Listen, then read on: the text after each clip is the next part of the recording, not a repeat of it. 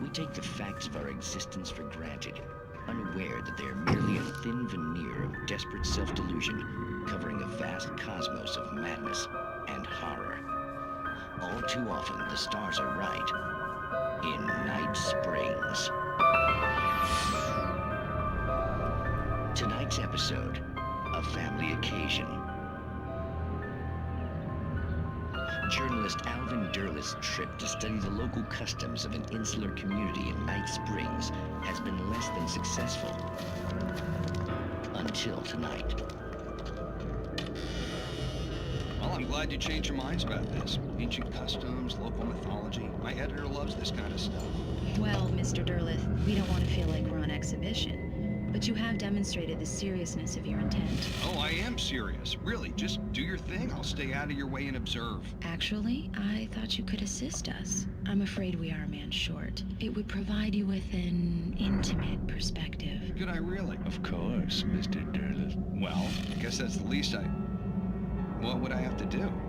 Oh, here. Let me show you with a kiss.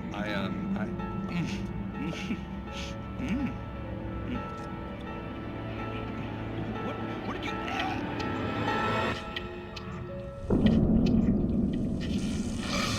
Oh, Mr. Derlith, you have well pleased Nixie Perka, the dweller in flesh. The body shall host his 1,000 young, and all shall be glory.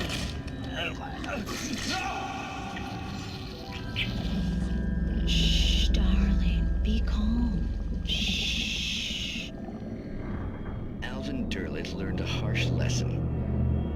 If you go looking for mythology, it may come looking for you. And such quests always bear fruit.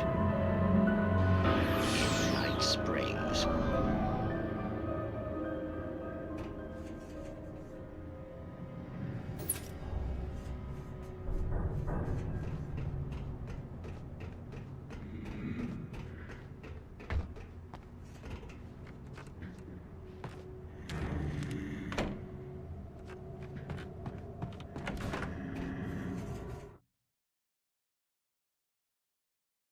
The darkness surged towards me, sucking everything loose from the ground into its depths, tugging at my clothes. I saw the flare the kidnapper had dropped and threw myself towards it just as I felt my feet leave the ground. The darkness embraced me with the force of a tornado. Somehow I managed to light the flare. The darkness roared and cast me away. I fell toward the dark waters of the lake far below.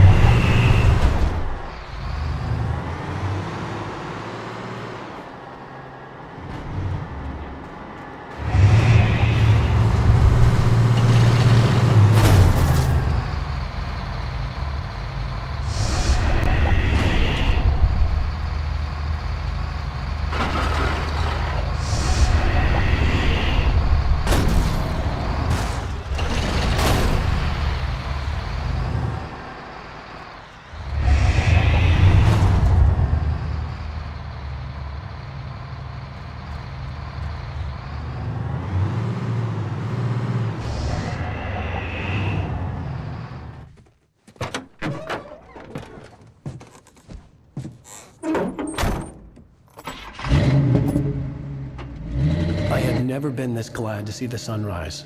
I had a couple of hours to get to the coal mine.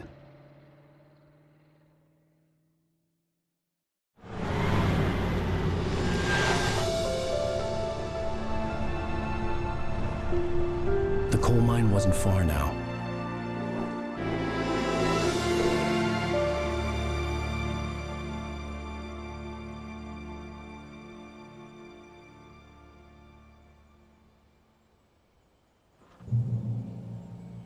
Today, I would meet the kidnapper, and he would give me Alice. I wouldn't give him any other choice. A drowning man will clutch at a straw.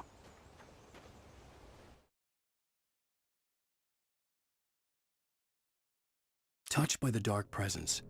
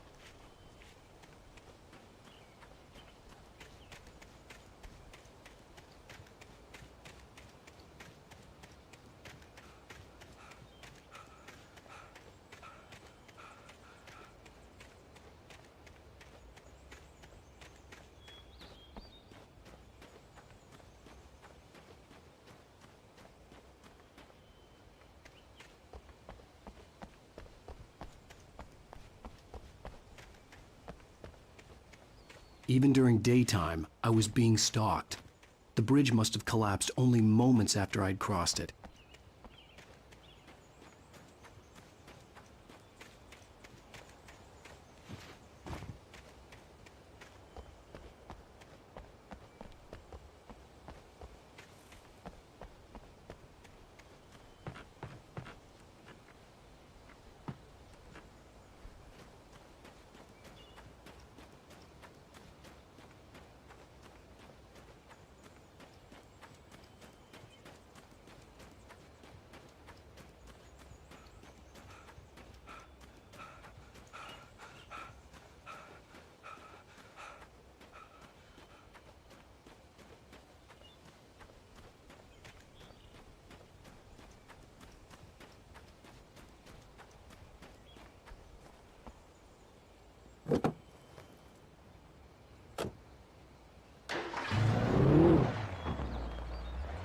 Little by little, without realizing it, I'd come to believe that the story in the manuscript was coming true.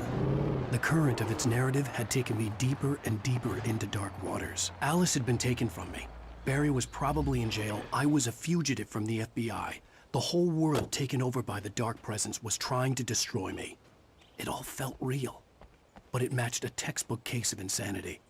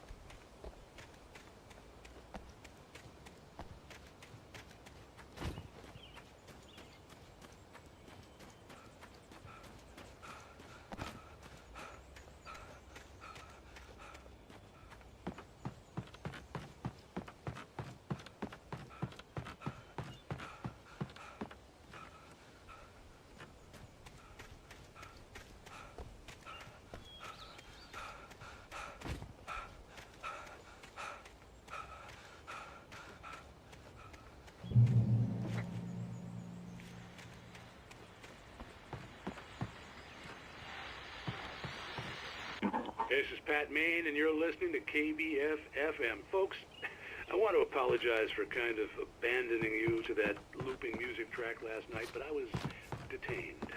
You see, I encountered a big-shot G-man with an itchy trigger finger who could use a lesson in manners and a boot in the ass. Not necessarily in that order either.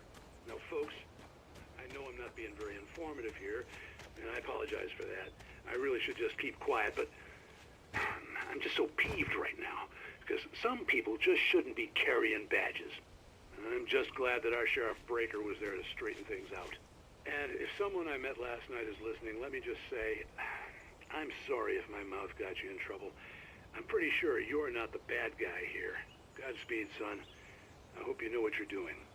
Now, on a lighter note, I'll be talking to Dr. Nelson all morning. But first, a little music.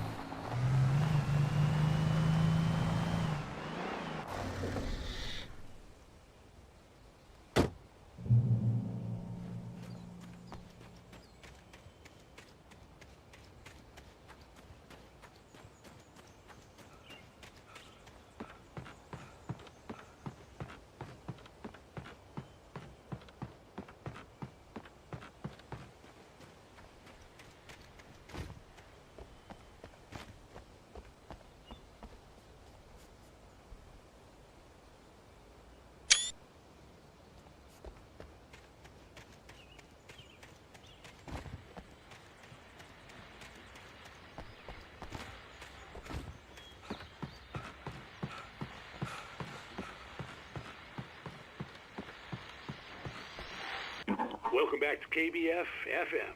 Hope you enjoyed that tune. Now, Doc, you were talking about life and finding that special someone, that soulmate. Well, you were talking about that. I was saying I don't buy it. Well, see, to me, that's strange, because I always pegged you as a hopeless romantic. You got me there, Pat. But I think love's where you look for it. And you need to do a lot of looking, sure. But the idea that there's that one special person out there for you, and if you miss that chance, it's gone forever, and you're forever incomplete. I mean, isn't that depressing? Or, heck, childish even? There's plenty of fish in the sea. And apparently a fisherman has a fishing analogy for everything, but what you're saying, isn't that a little harsh? Well, no. What I am saying is that your potential for finding that connection isn't limited to what's essentially a chance encounter. How is that harsh? Yeah, well, I guess that's a nice thought, but let me say something personal here. Okay. Now, well, I don't disagree with you exactly, but I can't really fit that together with what I feel, what I felt for someone, because she was the one. She was. And I let her drift away from me. Maybe I didn't put in the work, I don't know, but, well, since then, and it was a long time ago, but since then, there hasn't been anyone, not like her. And I'm not saying I dwell on her or haven't moved on. I like my life. I'm not living in the past, but I do miss the way she completed me. You can't argue with the heart, Pat. I'm sorry, folks. I had kind of a scary experience last night, and let's just say it's shaken a few things loose.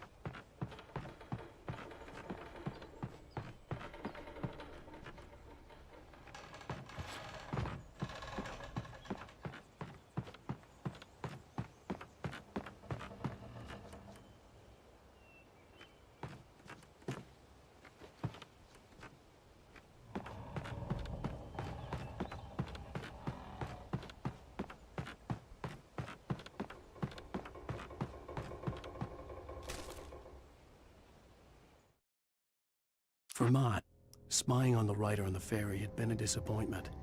His boss had made Wake out to be something special, but Mott hadn't been impressed. He'd gotten a good long look at the wife, though, and he liked what he saw. Mott had fantasized about goading Wake into a fight, but it hadn't happened.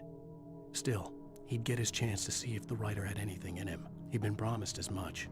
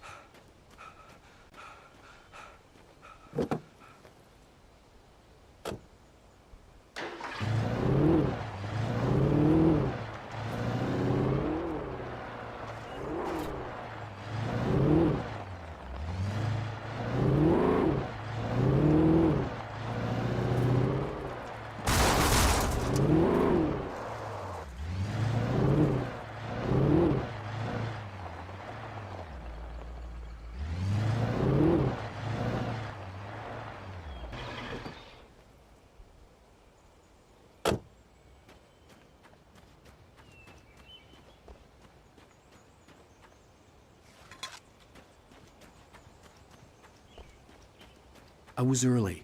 I was supposed to meet the kidnapper at noon in the main building. The coal mine was quiet. It was a museum now.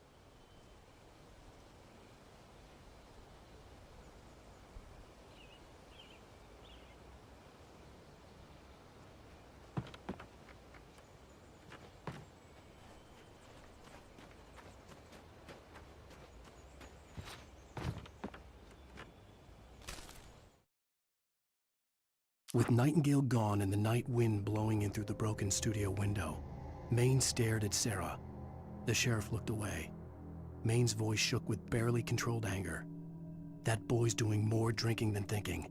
I hope you know what you're doing, Sarah. He's got a sickness in his eyes.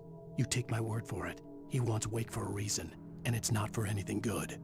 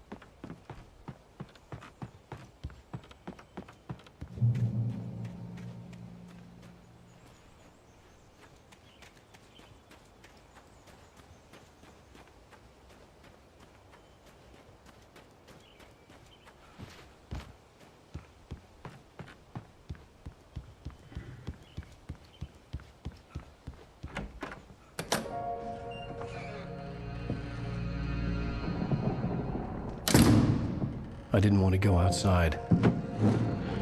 Cops had to be looking for me. The noon sun turned the place into a sauna. The day dragged on. Different scenarios ran through my mind. Ways of how I'd torture the kidnapper to get Alice back. Or the different horrible things he could have done to her. I imagined her dead. I had no way of knowing she was still alive. It was killing me. I was running on blind hope. It was all a waste of time. The bastard never showed up.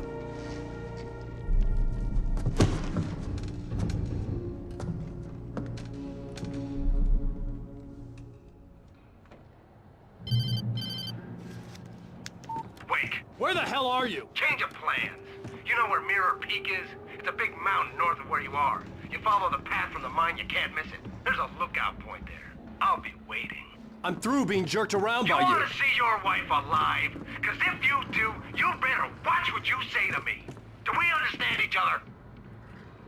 I want to talk to Alice. Yeah, and I want the manuscript. Don't keep me waiting, Wake. Hello? Hello? Ah! I'm gonna kill him. I had to get to Mirror Peak.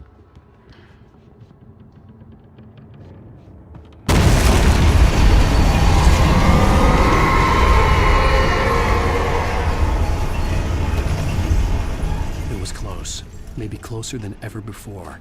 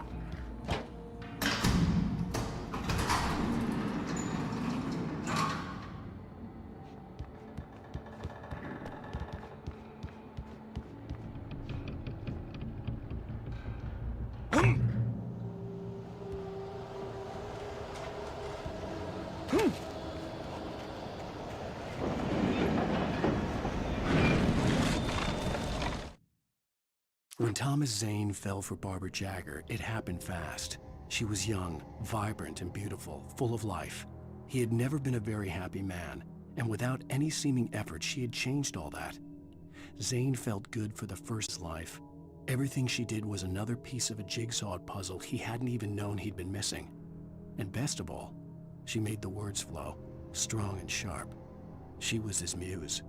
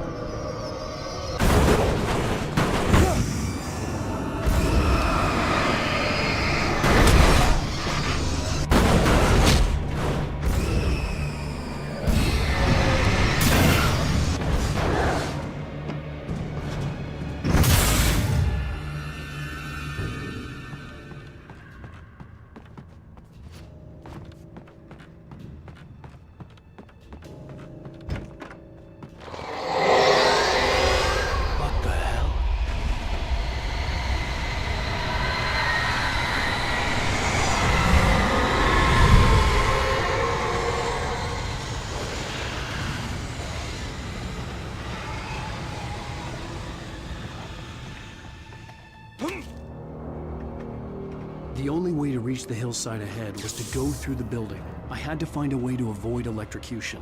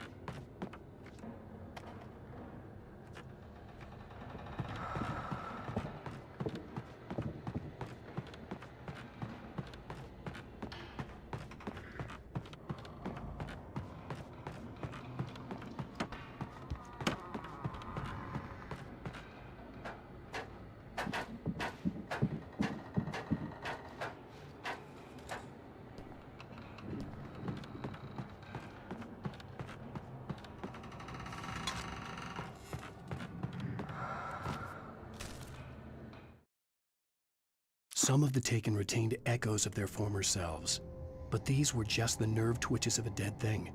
Nothing remained but a shell covered and filled with darkness. In most cases, these puppets were enough for the purposes of the dark presence. But for anything more elaborate, as with the writer, it was different. It needed his mind.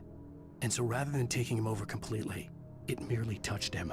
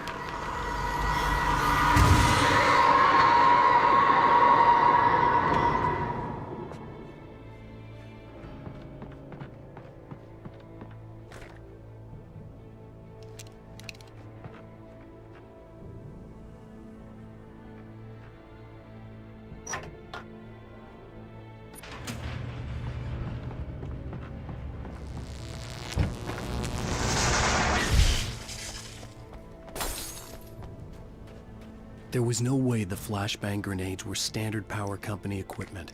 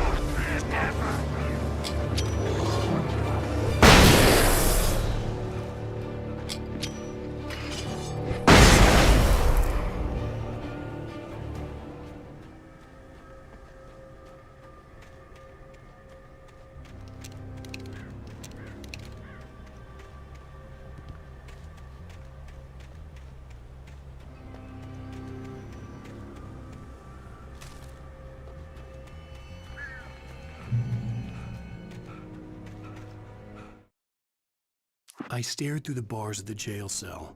Barry stood behind me, swaying on his feet, looking as ill as I felt. Agent Nightingale stood on the other side of the bars with Sheriff Breaker. Nightingale had a stack of manuscript pages in his hand. He seemed unhinged as he gloated. "Well, I've got you now, Raymond Chandler. It's all here. All the evidence, including conspiracy to murder a federal agent."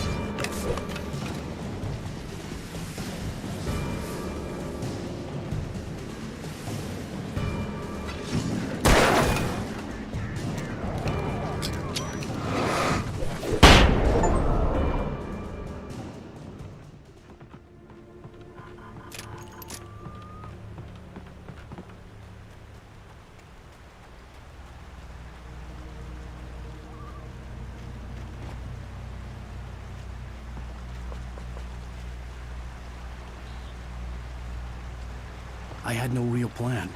I was going to give the kidnapper all the manuscript pages I had for Alice. If that wasn't enough, I'd hold him at gunpoint and make him talk.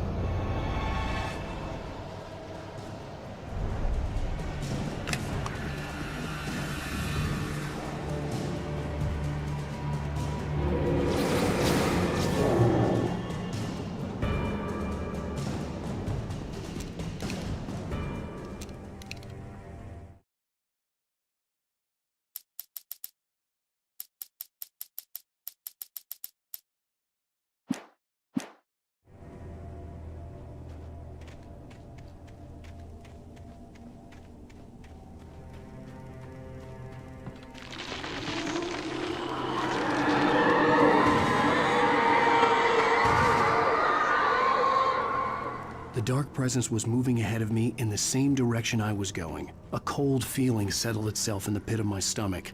Was it going for Alice?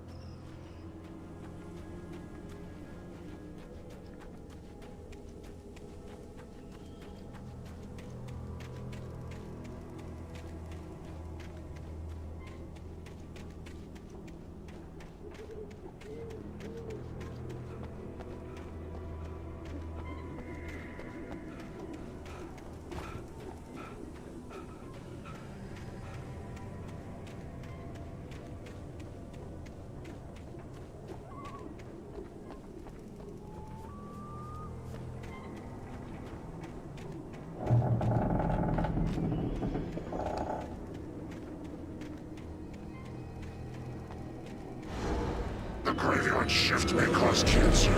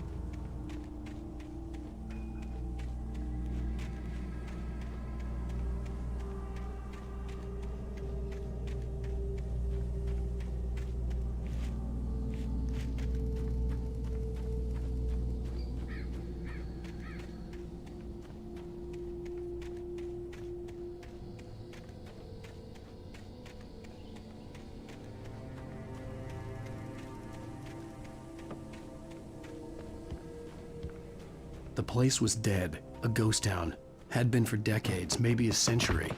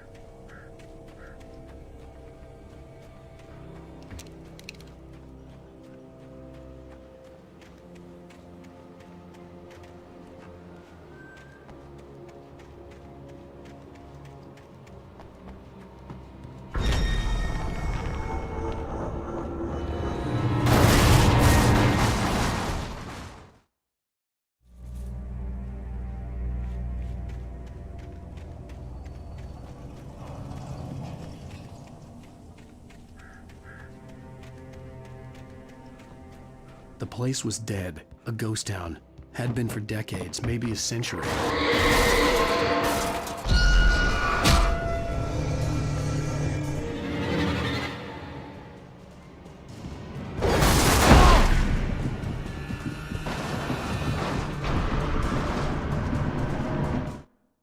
Things were never as simple in real life as in fiction. I had lost count of the times I had wished there'd be a clear reason for my writer's block. Something to fight, something to lash out on. There wasn't. I was filled with doubt. I was nothing like the hero in my books. Alex Casey had gone through his life with single-minded determination, never wavering from his goal. Even now, I was angry at myself, angry at Alice, angry at Barry. I was fumbling and I had no plan.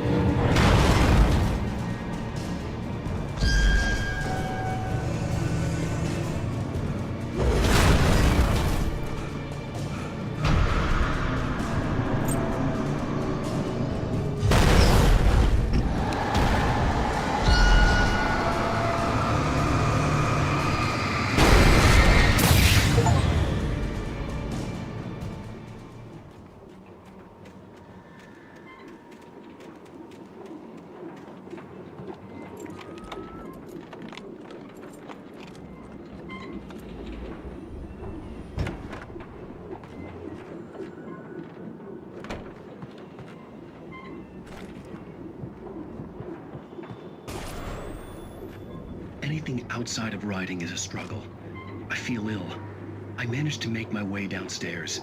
There's a shoebox filled with books and papers by Thomas Zane. It's very hard to focus, but I managed to read some of it. He's a poet, and a good one. He writes of muses and creators summoning fabulous things from a magic lake, using his powers to shape the world of a realm of gods and dreams and demons, dark things that wait for a chance to slip through, wearing the flesh of men as disguise. Zane writes about himself, his girlfriend being taken over by a dark presence, about growing scared of the lake. Zane believes it's a mirror to the gaping void of darkness above, where some Lovecraftian presence lurks. I crawl back upstairs. I'll borrow these things for my story. They ring true. They fit.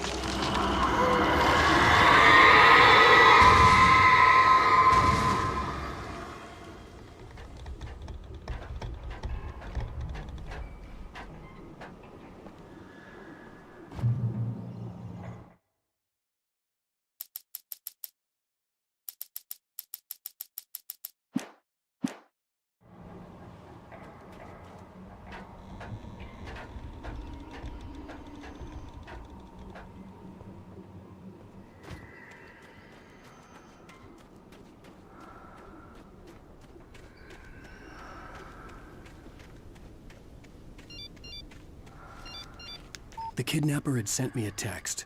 The message was full of spelling errors and insults. It was telling me to hurry up.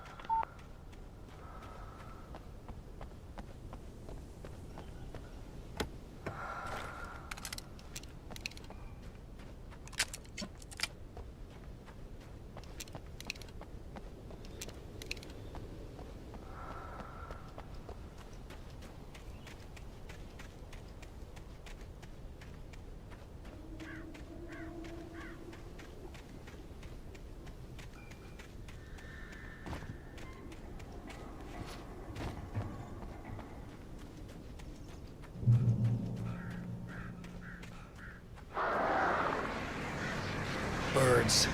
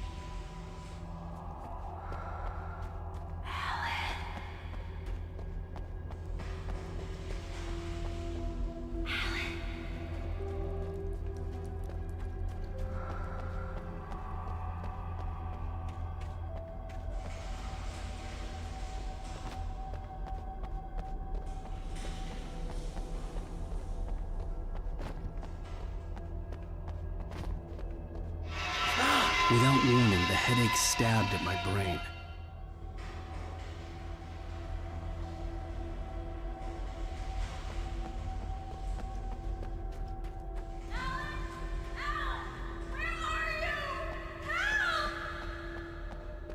Alice? Alice!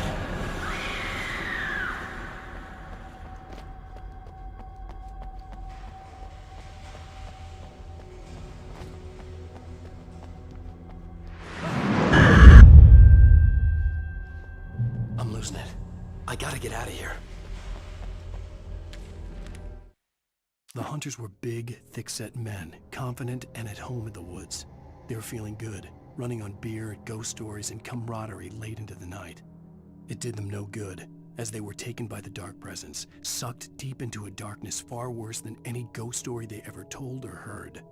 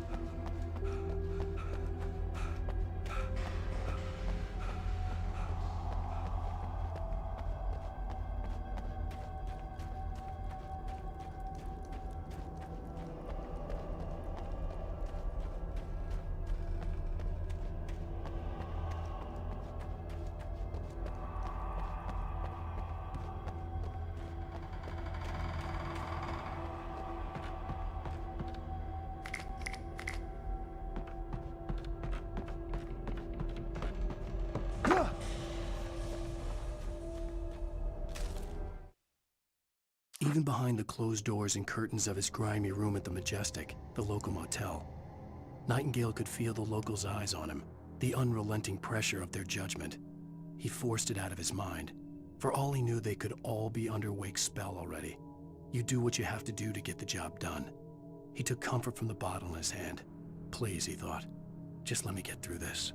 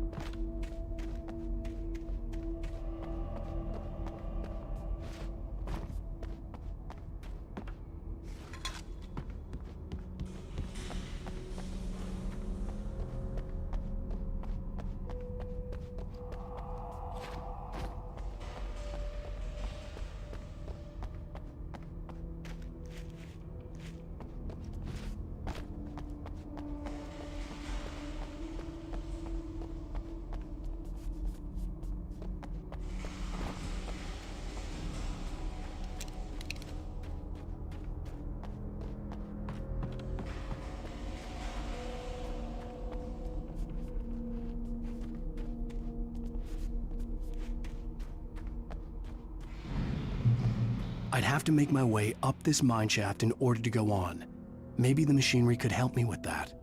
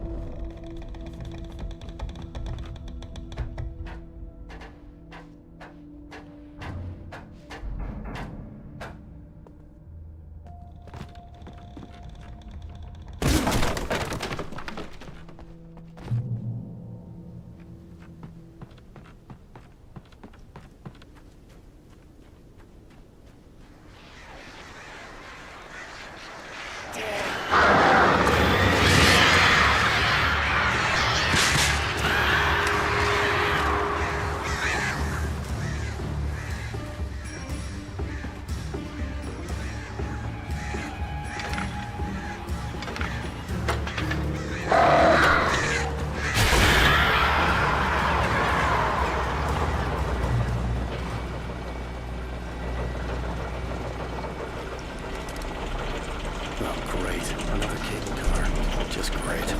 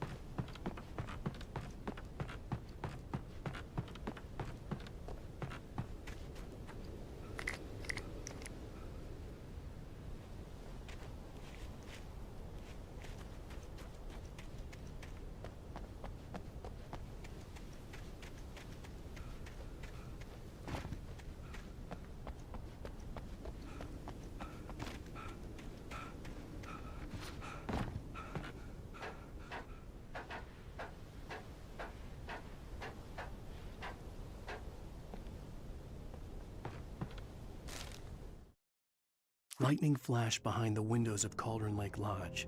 Tor Anderson laughed and held the steel hammer above his head. Nurse Sinclair was trying to calm him down without success.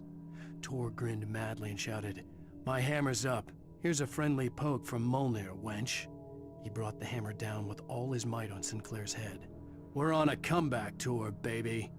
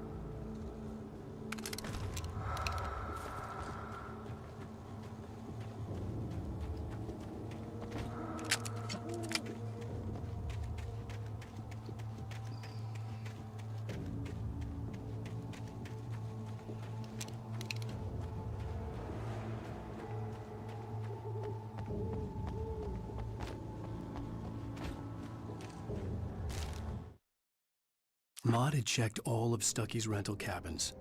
There had been no sign of the Wakes. It was dark when he'd found their car parked at the end of the road by Cauldron Lake. It made no sense.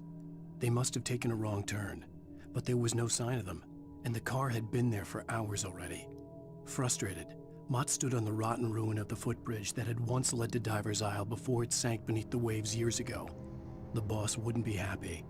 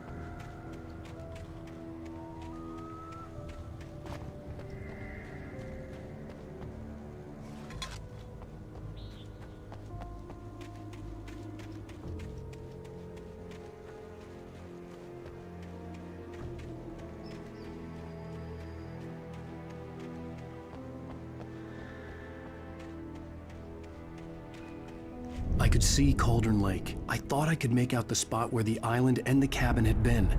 There was a light near it. It had to be a boat.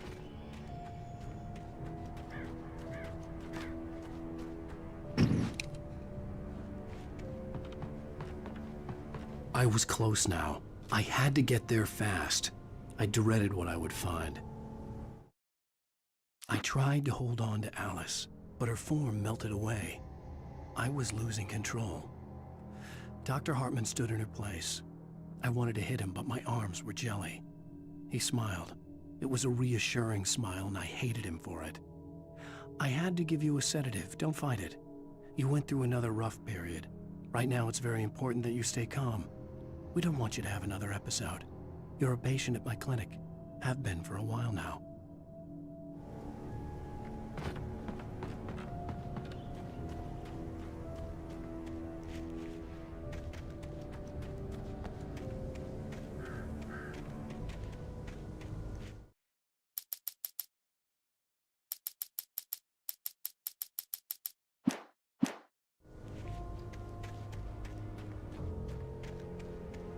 Wait! That you? Wait! Hey, I'm here! I'm coming! No! Get away! Sorry. Please, late. The boss didn't know who he was messing with. I didn't know. I swear, I didn't know. We don't have his wife. We don't know where she is. She's probably drowned. We just said we had her to make him play ball. You see?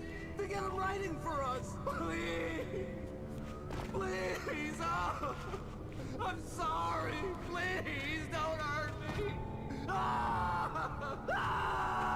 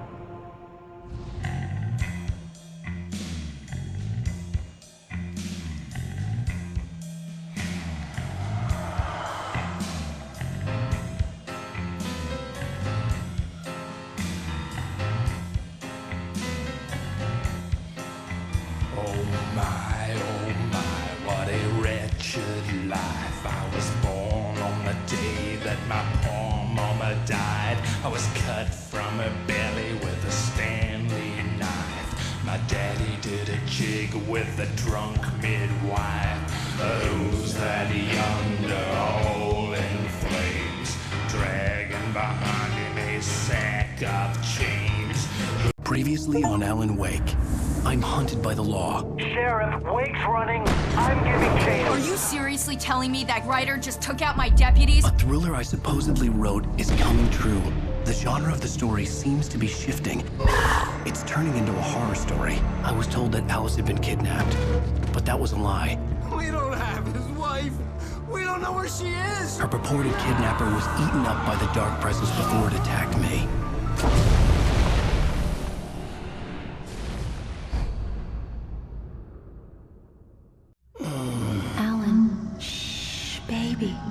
just a nightmare. Alice. There you go, Alan. Hartman, I fell. I had to give you a sedative. Don't fight it. You went through another rough period. What? Right now, it's very important that you stay calm. We don't want you to have another episode. You're a patient at my clinic.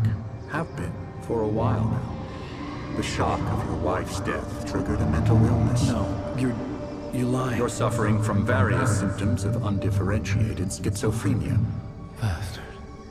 It's okay, Alan. Just let go.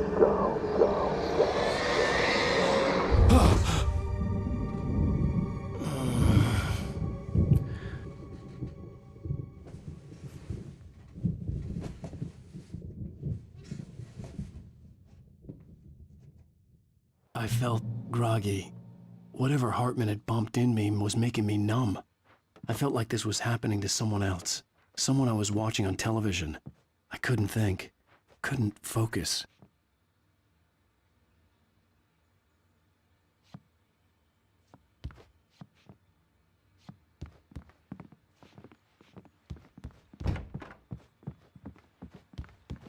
The door was locked. I was a prisoner here. Good evening, Alan. Are we feeling better now? Feeling calm? Yeah. I see you brought your pet gorilla with you. So sure, I'm calm. I get the message. Loud and clear. Quite right. That's the spirit. You're being very brave, Alan. I understand you're confused. I would be more concerned if you weren't suspicious of me. I don't blame you for it. Big of you. Now, why don't you come with me? We'll reacquaint you with my clinic and go over everything you might have forgotten. Little walk and some fresh air? Yes, it will do you good. This corridor is for patients. Most of them aren't here right now. Jack took them out for a fishing trip, except for the ones who are particularly vulnerable, of course.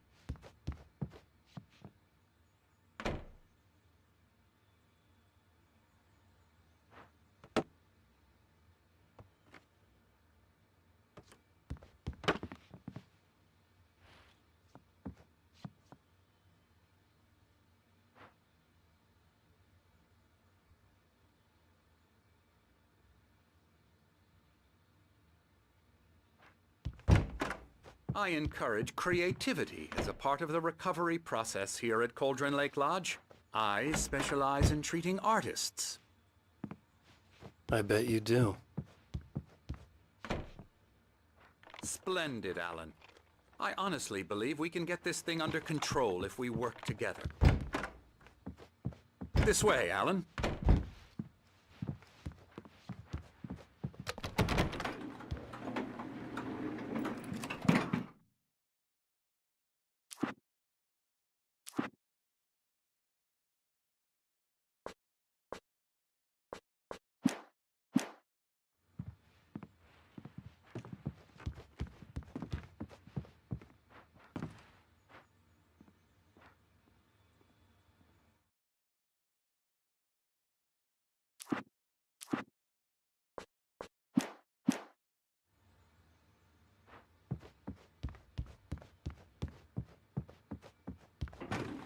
Now, Alan, from past experience with you, I know I need to get right into the heart of the matter as quickly as I can after an episode.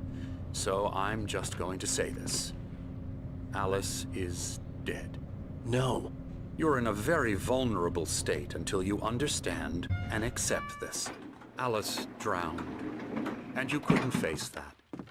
You're suffering from hallucinations, paranoid delusions, unusual thinking, an obsession about light and darkness, a feeling that everything revolves around you, your thoughts and dreams. Your mind has constructed an elaborate fantasy scenario in which your writings are affecting reality.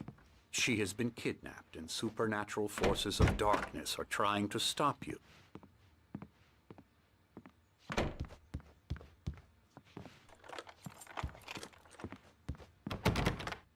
We go this way, Alan. I wasn't ready for another shot, so I went along with it. He had to be lying.